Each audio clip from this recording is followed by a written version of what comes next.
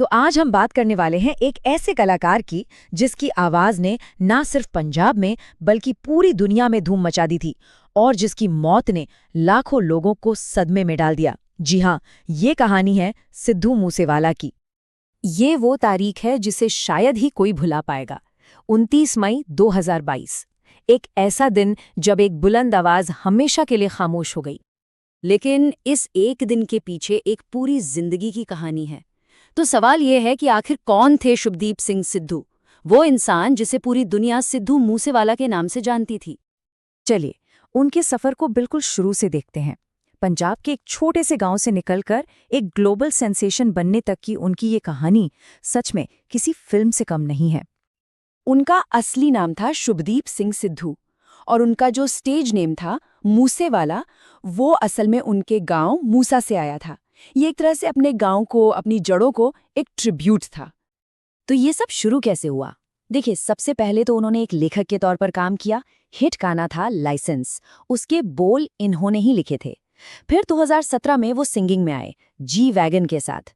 लेकिन जो असली तूफान आया ना, वो था सो हाय गाने से। और फिर तो बस देखते ही देखते 2018 में उनका पहला एल्बम PBX 1 आया और वो रातों रात एक सेंसेशन बन गए। और ये सब कुछ महज 29 साल की उम्र तक। सोचिए जरा, इतनी कम उम्र में वो एक ग्लोबल फिनोमेना बन चुके थे, एक ऐसी आवाज जिसे दुनिया भर में सुना जा रहा था। लेकिन कहते हैं ना, शोहरत अपने साथ बहुत कुछ लेकर आती है। तो प्रसिद्धि के साथ साथ विवाद भी उनकी जिंदगी का एक अहम हिस्सा बन गए। तो उनकी जो इमेज थी ना, वो दो हिस्सों में बटी हुई थी। एक तरफ तो वो थे एक यूथ आइकॉन जिनके गानों पर करोड़ों व्यूज आते थे, लोग दीवाने थे। और दूसरी तरफ उन पर इल्जाम लगते थे गन कल्चर को प्रमोट करने के, गैंगस्टर कल्चर से जुड़े होने के। तो शोहरत और आलोचना, ये दोनों चीजें हमेशा उनके साथ साथ चलती रहीं। इसी सब के बीच उनकी जिंदगी में एक और बड़ा मोड़ आया। उन्होंने एक बिल्कुल ही अलग मैदान में कदम रखा और वो था राजनीति का मैदान। साल 2022 में उन्होंने एक बड़ा पॉलिटिकल दांव खेला, कांग्रेस पार्टी ज्वाइन की और मानसा सीट से विधानसभा का चुनाव भी लड़ा। ये एक बहुत बड़ा कदम था, पर नतीजा उनके फेवर में नहीं रहा और वो चुनाव हार गए। और अब हम वापस उसी दिन पर आते हैं जिसने सब कुछ बदल कर रख दिया। चलिए समझने की कोशिश करते हैं कि 29 मई 2022 को आखिर हुआ क्या था।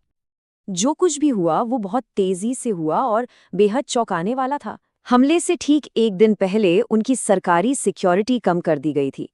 फिर मानसा जिले के जवाहर के गांव के पास उन पर घात लगाकर हमला किया गया। हमलावरों ने उनकी गाड़ी को घेरा और अंधाधुंध गोलियां बरसा दी। और इसके कुछ ही देर बाद कनाडा में बैठे गैंगस्टर गोल्डी बराड़ ने इस हत्या की जिम्मेदारी ले ली। जी हाँ, गोल्डी बराड़, जिसे जेल में बंद गैंगस्टर लॉरेंस बिश्नोई का करीबी माना जाता है, उसने पब्लिकली इस हत्या की जिम्मेदारी ली। और यहीं से ये पूरा मामला और भी ज्यादा पेचीदा हो गया। उनकी मौत बेशक एक बहुत बड़ी ट्रेजेडी थी, लेकिन उनकी कहानी यहीं पर खत्म नहीं हुई। उनकी आवाज आज भी लोगों के गूंज गूंज रही है। आपको पता है, उनकी मौत के बाद भी उनके कई गाने रिलीज हुए हैं। बरोटा जैसे नए ट्रैक्स आज भी लाखों लोग सुनते हैं। उनका संगीत आज भी चार्ट्स पर है, लोगों की प्लेलिस्ट में है और उनकी आवाज आज भी जिंदा है। तो आखिर में सवाल यही बचता है, सिद्धू मूसेवाला की असली विरासत क्या है? क्या वो एक क्रांतिकारी कलाकार थे जिसने पंजाबी म्यूजिक का चेहरा बदल दिया, या फिर वो एक कंट्रोवर्शियल फिगर थे जो हमेशा विवादों में घिरे रहे?